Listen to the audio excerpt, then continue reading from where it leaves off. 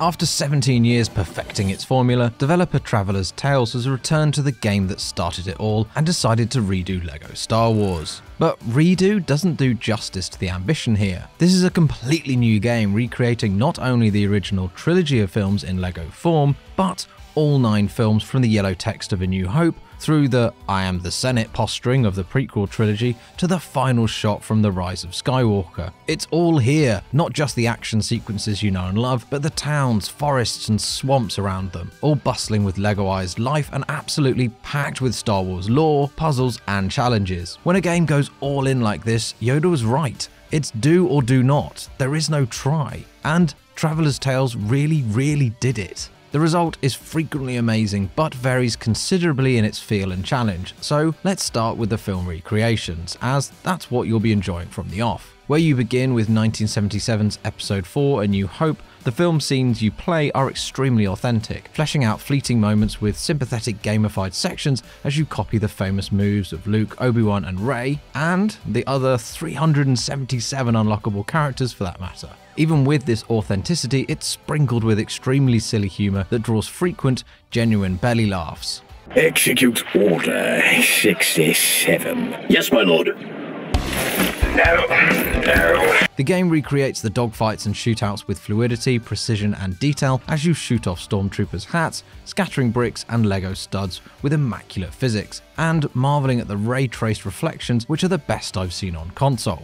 The game is super smooth for the vast majority of the time, with just a few areas dropping frames. Every set piece worth including has been recreated here in supremely playable fashion. From the Death Star trench run to pod racing and even navigating building high waves to the ruins of Death Star 2. And once the classic trilogy is done, you can play through the prequels or the recent Skywalker trilogy and unlock those as you go. But that brings me to one of my few criticisms, and that's the complexity of what you actually have to do. The game is clearly designed to appeal to younger players and older fans alike, but the vast majority of gameplay is just a bit too simple for little old grown-ups like me. Tap 4 D-pad directions to open this door. Rotate 2 bezels to open that one. Smash everything.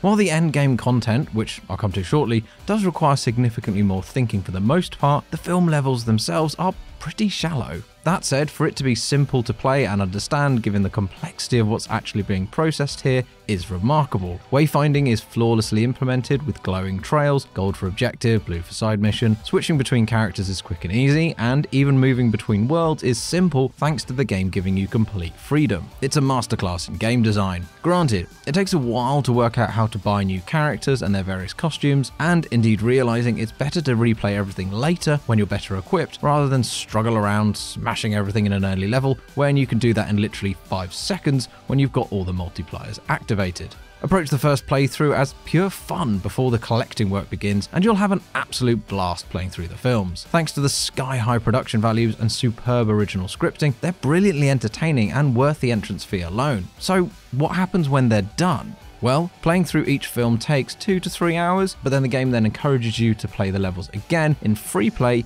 using other characters you've unlocked with their different abilities. It also encourages you to explore the sprawling open areas, all with the aim of collecting mini-kits, blue kyber blocks, characters, ships and data cards. There are weeks of gameplay here if you want to 100% it, and if you take your time, this could last you all year. But whether you can stomach the busy work will depend on your own disposition. After originally enjoying the extra challenge of exploration over the main levels, I found it's become a bit of a slog over the last 2 days. For every well-designed puzzle or challenge for a gamer of 30 plus years experience, there are 5 or 6 that have clearly been designed for a child to complete. But if you don't care for completionism, everything here will just be bewilderingly, joyously authentic and appear as literally a whole galaxy of Star Wars fun. Every character and ship has an authentic backstory you can read, and characters sometimes refer to one another as they're paired up in your party. Side missions take you to other planets in elaborate fetch quests that take in X-Wing dogfights, scavenger hunts and ambushes, and there's one more thing that will make this a near essential purchase for parents. The split-screen 2-player mode is simply wonderful.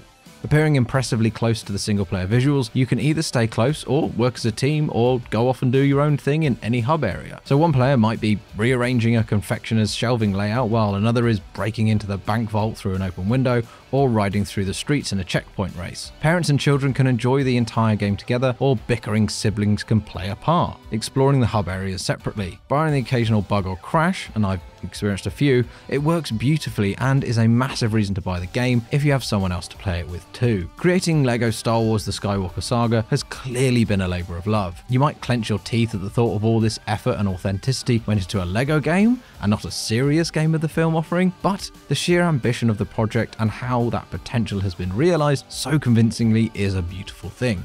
It's funny, playable, technically stupendous, massive, and immensely authentic. It's just a shame it feels so shallow and childish at times. But it's important to remember, LEGO is a toy, and so is this. A lovely, high-quality one that's wholesome fun.